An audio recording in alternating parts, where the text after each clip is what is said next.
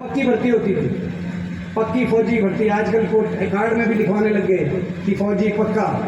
तो अपना आपने मैं देख रहा था राजस्थान में किसी की शादी का कार्ड था, वो भिजवा रखा था, आगे उसने लिखा था कि भाई ये फौजी, और फिर ब्रैकेट में लिखवा रखा था लड़का साहब पक्का फौजी।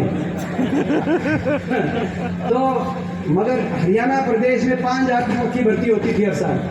अब उसी हरियाणा प्रदेश में 900 अग्निवीर लिए जाएंगे, जिन 900 में से केवल 225 की पक्की भर्ती होगी 4 साल के बाद, बाकी बिना पेंशन के वापस। कहाँ 5,000 की पक्की भर्ती और जहाँ 225 की हर साल, क्योंकि ऑल इंडिया क्लास में लगाया है उसके अंदर हर प्रदेश के। तो ये मैं समझता हूँ नुकसान पूरे देश का हुआ, देश की सुरक्षा को, हमारे नौजवान का हुआ।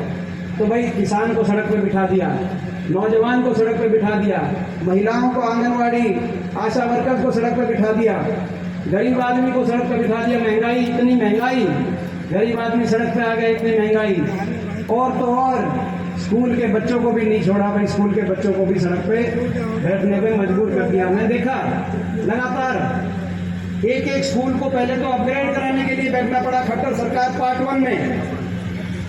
यहाँ कोसली हल्के में मैं उदाहरण दे रहा हूँ, इतनी हमारी लड़कियां कितने लंबे समय सड़क पर बैठी अपने स्कूल को अपग्रेड कराने के लिए। खट्टर सरकार पार्ट 1 तो स्कूल को अपग्रेड की लड़ाई थी। अब तो अपग्रेड तो छोड़ दो, अब तो स्कूल को बंद, 301 स्कूल बंद ताला लग गया और 4800 स्कूल मर्ज के नाम पे इन्होंने बंद कर दिए, क्योंकि 8 साल से कोई शिक्षकों की एक भी भर्ती नहीं गई। जब कांग्रेस पार्टी की सरकार थी हरियाणा में 2004 से 14 तक 1 लाख शिक्षकों की भर्ती हुई थी और 2332 स्कूलों को उस समय या तो अपग्रेड हुए थे या नए बनवाने का काम उस समय उस सरकार में हुआ था। यहाँ उल्टी गंगा बहेगी, स्कूलों पे ताले लग रहे हैं। और चिराग योजना और रैशनलाइजेशन से प्राइवेटाइजेशन की तरफ, प्राइवेट के हम खिलाफ नहीं हैं, प्राइवेट स्कूल भी आए, प्राइवेट अस्पताल भी आए, लेकिन कुछ ऐसी चीज़ें होती हैं जहाँ पे प्राइवेट की भी ज़रूरत है और सरकारी की भी ज़रूरत है। गरीब आदमी के लिए, गांव के लिए, किसान और मजदूर के परिवारों के लिए, अच्छी शिक्षा, अच्छे स्वास्थ्य के लिए, दोनों प्राइवेट के साथ साथ मगर सरकारी क्षेत्र को भी, सरकार भी अपने जिम्मेदारी से पीछे नहीं हट सकती। ये परिस्थिति हरियाणा में है। हरियाणा के लोग इससे पीछा छुड़ाना चाहते हैं। पिछली बार भी 2019 में सरकार को बदलना चाहते थे, थोड़ी सी कसर रह गई थी।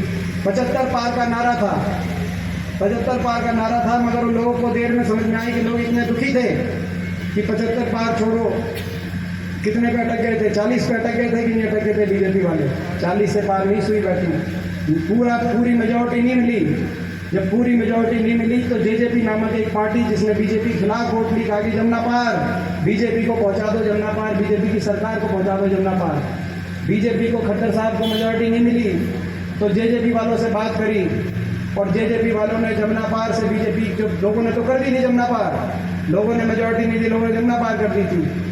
जेजेपी वालों ने जमुना पार से पकड़ा बीजेपी की सरकार को, जमुना में नहलाया धुलाया और जाके चंडीगढ़ में दोबारा सरकार बनाने का काम कराया कि नहीं करा आपके सामने। सरकार को बदलना चाहते हैं और लोगों को कह दिया कि हमने समझौता कर लिया। अमित शाह के घर पे समझौता हो गया, 5,000 बुढ़ापा पेंशन मिलेगी 1 नवंबर से।